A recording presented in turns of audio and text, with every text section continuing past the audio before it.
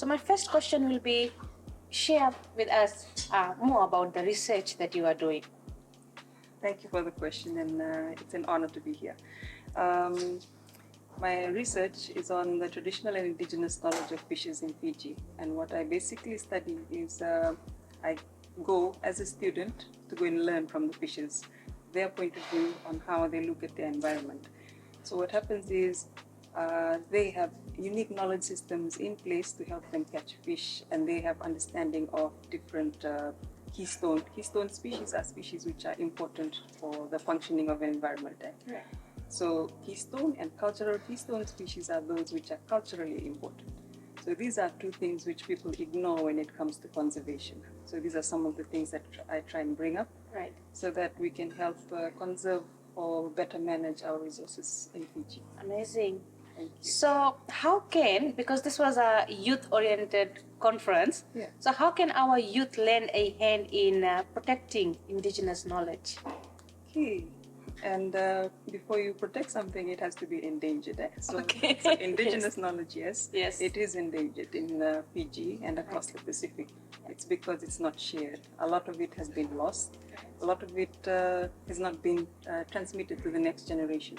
So one of the things that youth can do is just be interested. Sit and listen to maybe your grandfather telling a story, or grandmother talking and about. Document it? Yes.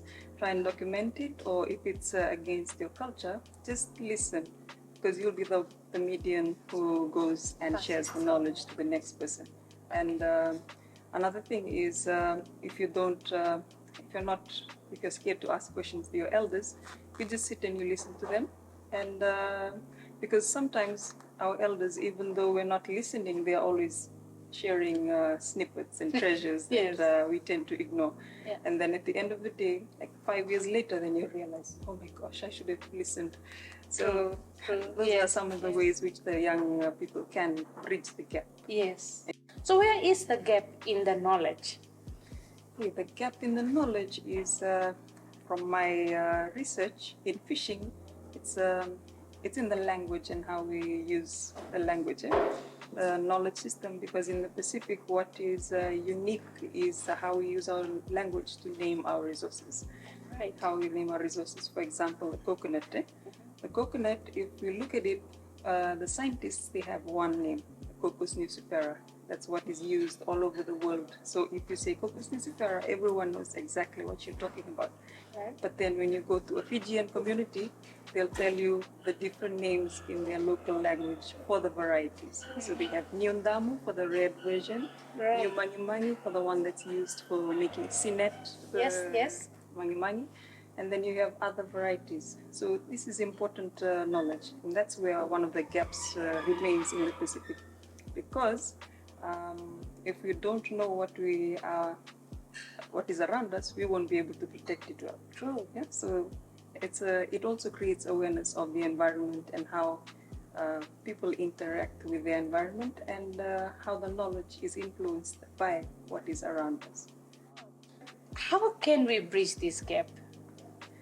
Okay, for bridging the gap is like what we mentioned already. One is to listen to our elders, not only our listening to the elders, but another way is for our elders to listen to us, to the youth.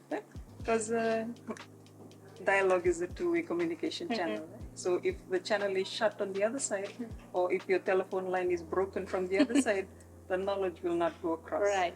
Same way, if a bridge is broken, you can't cross that bridge to be able to understand the differences in knowledge and everything. So what happens is, you just basically have to listen, and you have to have that passion to learn.